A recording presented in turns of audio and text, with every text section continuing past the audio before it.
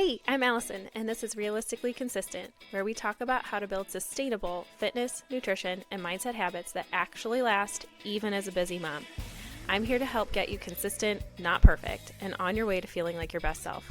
I'm so excited to start today's episode with you. Let's dive in. Hello, and welcome back to another episode of Realistically Consistent. I am so happy to have you here with me again today and really excited about what we are going to be diving into.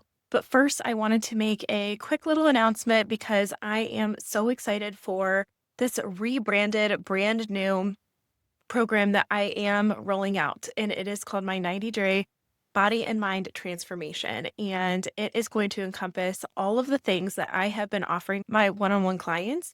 And it's going to have those workouts that are tailored to meet you where you at. I want to be able to provide you an intake form so that you make sure that you are in the workout program that makes the most sense for you. You are going to have them on a calendar so that you are told exactly what to do on exactly what days and habits. And then we're going to go into nutrition. You're going to have so many resources on nutrition and mindset that are delivered to you in your inbox weekly. And you're going to have direct access to me through chats and meetings and just so much. And what I want to do is offer this at a 50% discount, which is insane because I just want to run a trial beta version with a group of 20 women who are serious about hitting their goals in the new year. So if that is you, please send me an email at allisonhaleyfitness@gmail.com and just say transformation, or I'm interested in the transformation program, and then we can get you started. I don't want you signing up through my website just yet because that's going to be when we really officially roll it out. However, if you go to allisonhaleyfitness.com, you can learn a lot more about the program, everything that's entailed, a little bit more about who I am and how this program even came to be. So I do encourage you to go check that out. Now, with that, we are going to dive into today's topic, which is really all about calories and how every bite kind of adds up. And once again, this has been inspired by some recent, I would say, Instagram reels or just interactions I've had with people lately that has gotten me thinking about, I think sometimes we underestimate the amount of calories that we're putting in our body. And now I am not one that likes to stress over how many calories I'm eating in a day. I am not one that tracks very often. However, it is important to understand if you do have weight loss, fat loss goals, ultimately, that's only going to come from being in a caloric deficit. So one of the things that I was thinking about was, how if you're shopping at, say, TJ Maxx, I am a huge TJ Maxx girly. I love that store, so many great deals. However, I can easily fall into this trap of, oh my gosh, this is such a good deal, and this is such a good deal. And I'm just putting things in my cart, and it's like, gosh, I'm saving so much money. This is so great. And then you go to check out, and your bill's like hundreds of dollars. And you're like, I thought I was saving so much money. What happened? And that's because all of that stuff adds up really quick, even though it's small. I would say, honestly, the same thing happens to me in the grocery store where it's like, yeah, $1 here, $2 here, $3 here. Everything's about in that price range. It's like, yeah, this isn't so bad.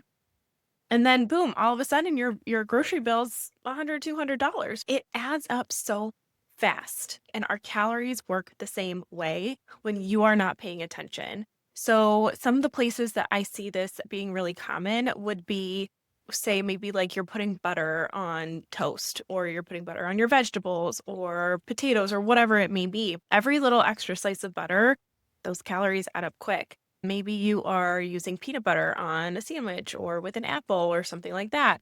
A serving size of peanut butter is only 2 tablespoons. And if you really measured that out, that's not that much. And even one singular serving size of peanut butter is also hundreds of calories. Okay. Somewhere else that's really common, I see people just pouring salad dressing over their salads.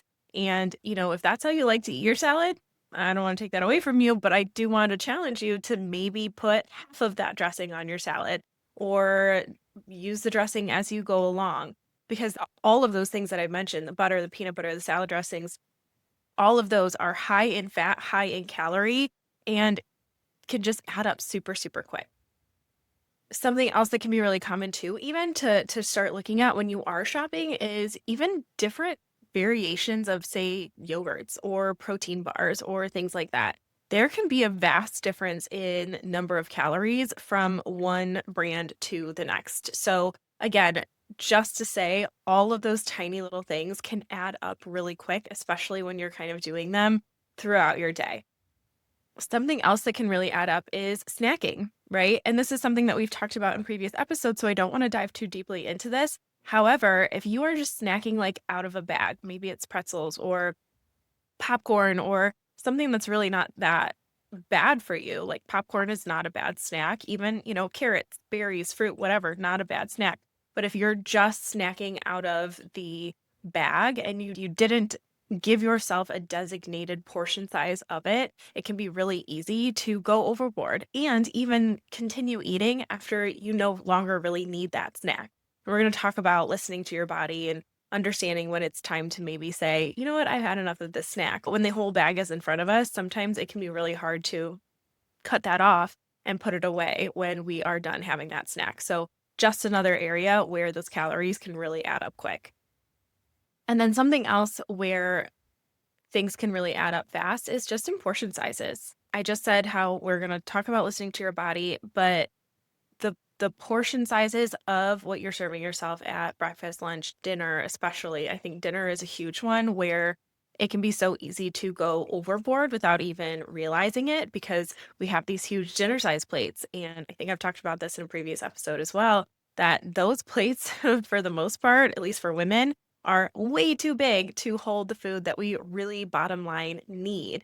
So I would encourage you to take a look at your portion sizes and even use the hand trick method. So the size of your protein, for example, should be about the size of your palm. The size of your carb should be about the size of a cupped fistful. The size of your healthy fat should be about the size of your thumb. So all of those things to take into consideration, is that about what your plate looks like when you are portioning out your food? But even more than that, I would say really lean into listening to your body more than anything. So, for my clients who get a little bit stressed out about maybe tracking their food or, understanding macros, things like that, I will just start by having them purely listen to their body. I want you to stop eating when you are about 80% full. I want you to really listen to how different foods affect you and just start really paying attention and being really aware of how you feel after eating certain meals and how you feel when you reach that 80% full mark. Also, paying attention to how quickly you're eating because sometimes it's really hard to listen to our bodies when we're just wolfing down food as quickly as we can. And then that's where those extra bites from just whatever meal you're having can add up really quick in that instance as well. And so if you can slow it down and even every time that you are chewing a bite of food, you put your silverware down and then, pick it back up when you're ready for your next bite, rather than putting the next bite in your mouth before you're even done chewing the first one. And again, I can be guilty of these things too from time to time, but it is really important to be more aware when you have goals such as weight loss or fat loss of how it's feeling. Even if you don't have goals of that, though, what I always encourage you to do is still take some time to listen because if things in your day feel off, they feel out of whack, for example, your sleep, your energy levels, your mood, your cravings for, say, sweets or things like that. If some of those things feel off, that's probably your body trying to tell you something is off. And one of the main things that changes is either our exercise, how much you're moving in a day, which definitely affects it, how much sunlight you're getting. But more than that, what food are you putting in your body? Paying really close attention to the types of food that we're putting in our body. Because I did already mention how, yes, we want to be in a caloric deficit, but it's not really just the deficit that makes the difference. We want to make sure that we are having whole foods, things that are coming from the earth, and as little processed foods as possible.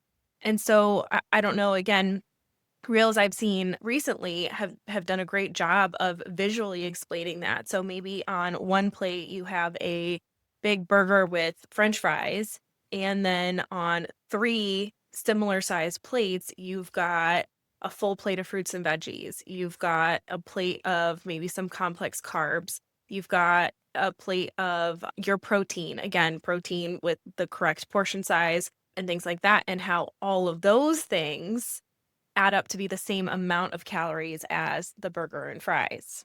And so it's like, well, which one do you think you're going to feel better after eating? Right? Because I don't know about you, I've done this to myself before after eating a big burger and fries or having, a pizza night where I'm not really paying attention to what I'm eating. I just feel sluggish, bloated, gross. Like, are you with me? Right? Versus if I have a meal that had veggies and rice and a protein or whatever, and it was the same exact amount of calories, maybe, but you just feel so much better after eating that. So, again, it's not necessarily just going to come down to calories, but it is going to come down to how do different foods make your body feel. And not only that, but we want a balanced gut microbiome.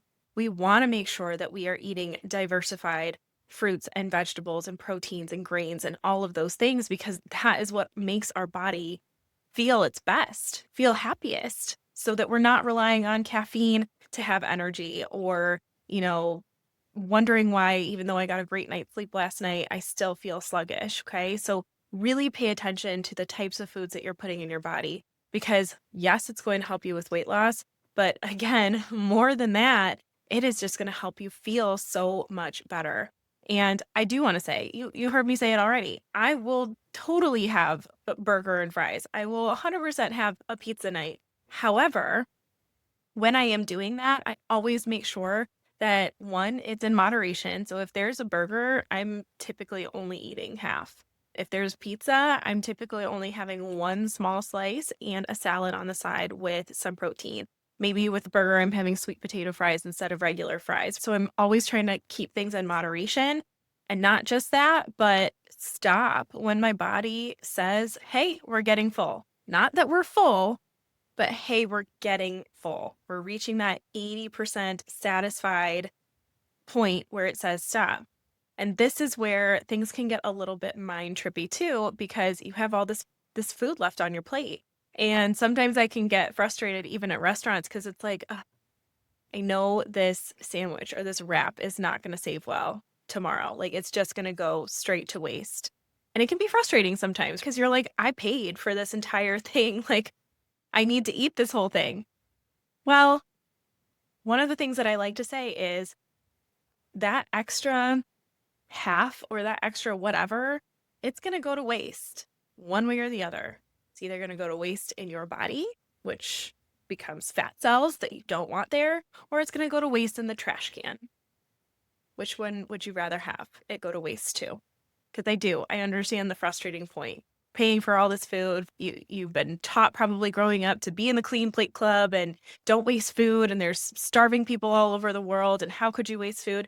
Yeah, understand that. And so if that's something, that you're passionate about, then, donate your local food banks and things like that. There's solutions to those as well.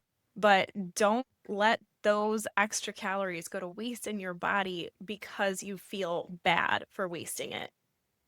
And so I do just want to jump back over to tracking really quickly again, because if you are in a place where one, you've tried tracking or you're starting to think about like, what would that even look like? I would say so much good information can come out of tracking your food. Getting a MyFitnessPal free trial even, and just figuring out truly how many calories are you eating in a day and where are those calories going? Because like I mentioned, that the butter, peanut butter, salad dressings, things like that, so many times that I'm looking at my clients' information, their fat content is really high and they didn't really even realize it, or their protein content was really low. And so I do recommend tracking it just to learn from your habits.